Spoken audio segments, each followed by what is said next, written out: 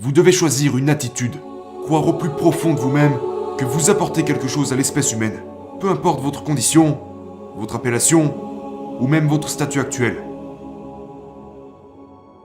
Parce que si je considère que je suis handicapé, je vais m'affaiblir, je serai timide, je serai anxieux, j'aurai peur, je me comporterai comme si j'avais besoin de votre aide.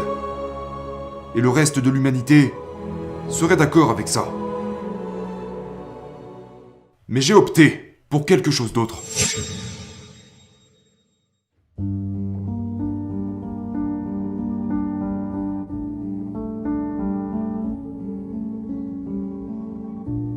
Leçon numéro 1.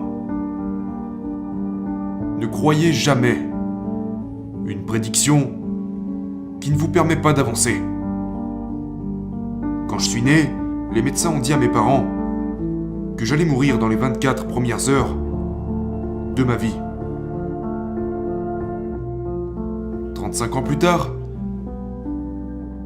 tous ces médecins sont morts.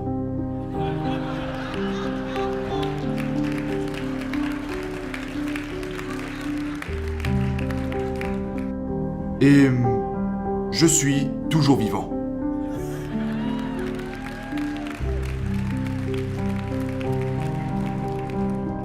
Ne croyez jamais une prédiction qui ne vous permet pas d'avancer. Combien de prédictions vous ont été lancées au cours de votre vie? Si vous croyez à des prédictions qui ne vous permettent pas d'avancer, vous allez dépérir et mourir. Mourir physiquement ou mourir spirituellement, tandis que vous parcourrez le monde comme une vraie carcasse, ne faisant rien d'autre que suivre les masses. On vous attribuera de nombreux titres au cours de votre vie. On vous dira tellement de choses différentes. Les seules choses que vous devez écouter sont celles qui vous permettent d'avancer. Je crois fermement à une chose qui m'a servi toute ma vie. Et cette chose, c'est que tout le monde est en vie pour gagner, même ceux qui ne le savent pas. Je ne suis pas ici aujourd'hui pour vous parler des problèmes que j'ai dans ma vie et que par conséquent je sais ce que vous traversez. Je n'ai aucune idée de ce que chacun d'entre vous traverse dans sa vie. Je n'ai certainement pas grandi dans le même quartier que vous. Vos parents n'ont jamais été les miens. Je ne vis pas dans votre corps. Je n'ai pas vécu les événements que vous avez vécus. Je ne suis expert que dans un seul domaine.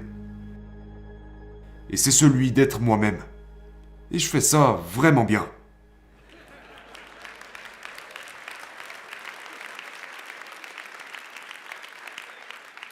Mais ça n'a pas été facile. J'ai vécu des choses que je ne souhaite à personne dans cette salle. On m'a extrait des broches métalliques de la moelle épinière sans anesthésie. On m'a arraché des dents suite à des infections de la mâchoire qui m'empêchaient de mâcher ma propre nourriture. Tous les jours, au réveil, je dois me faire laver et soigner par un autre être humain. Heureusement, il se trouve que c'est une femme géniale, que j'ai en fait épousée.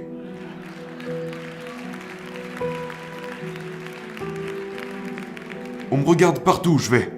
Et quand les gens me rencontrent, à moins qu'ils ne connaissent mon CV, automatiquement, juste à cause de la nature humaine, ils se disent « Oh, que ça doit être dur d'avoir cette vie. » Les gens qui ont pitié de moi perdent leur temps. Parce que j'ai choisi de vivre avec force. Et je suis ici pour vous aider à faire de même.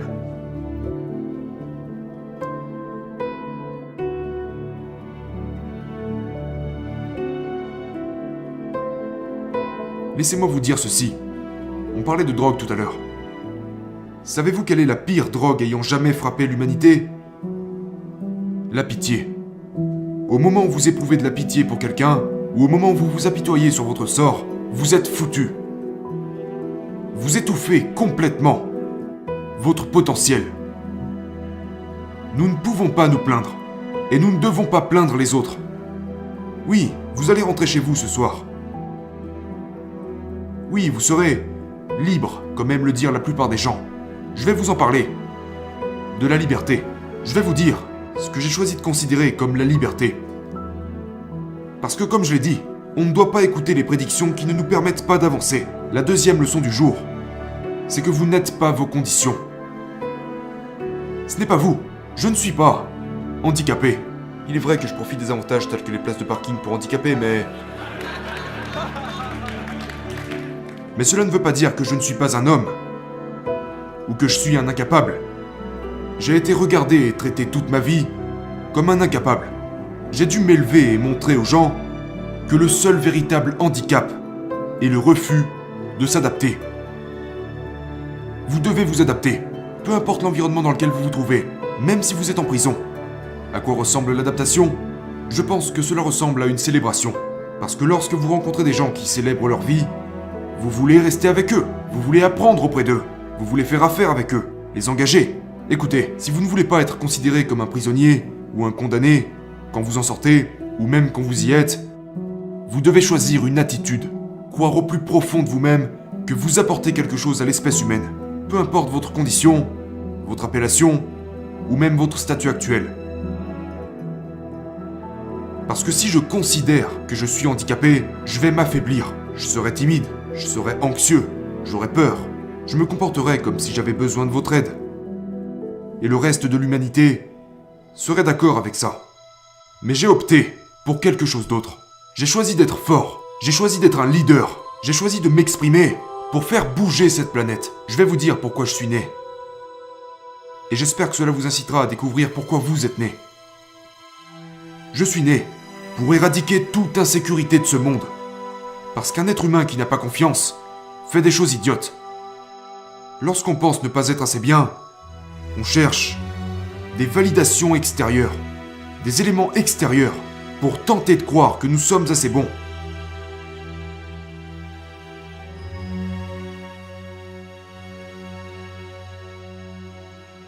Vous êtes assez bon. Je me suis fait la promesse, en tant que thérapeute, d'aimer absolument tous les êtres humains, indépendamment de ce qu'ils ont fait. Parce qu'au fond de moi, j'ai compris que tout être humain désire seulement de l'amour.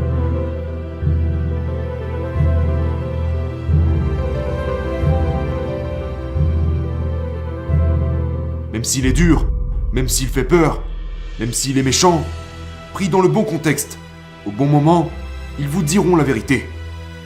Ils veulent juste être aimés. Et par qui veulent-ils le plus être aimés ?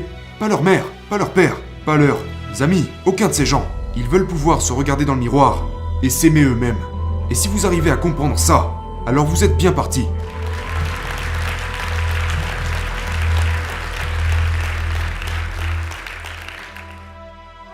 Vous ne devez pas vous apitoyer sur votre sort. Car si vous le faites, vous allez vous consumer. Il y a une contradiction dans le fait de s'apitoyer sur son sort. C'est faire l'inverse de ce qu'il faudrait. C'est ce que j'appelle se tyranniser soi-même, s'en prendre à soi-même. Être son propre ennemi. Et se dire que toutes ces idées négatives sont vraies, sont justes, que vous êtes fini, que vous avez échoué. Tout cela ne vous mènera à rien. Se malmener soi-même est la chose la plus dangereuse que vous puissiez faire. Vous ne pouvez pas vous permettre de vous apitoyer sur vous-même ou de vous malmener. Vous devez vous aimer. La dernière leçon que je vais partager avec vous aujourd'hui, c'est que la véritable prison n'est pas encerclée de barreaux, de barbelés ou de barrières électriques. Les vraies prisons n'ont pas de gardien. La vraie prison est là-dedans. Et on la connaît tous. On a tous la tête un peu trop bavarde. Et très souvent, elle ne s'arrête plus de parler. Vous savez où trouver le salut ? Pas en dehors de ces murs. J'ai rencontré tellement de gens qui ont connu beaucoup de gloire et de succès, mais qui sont toujours prisonniers. Coincés dans leur propre tête. Qui se malmènent, qui s'apitoient sur leur sort. La véritable liberté est à l'intérieur de vous-même.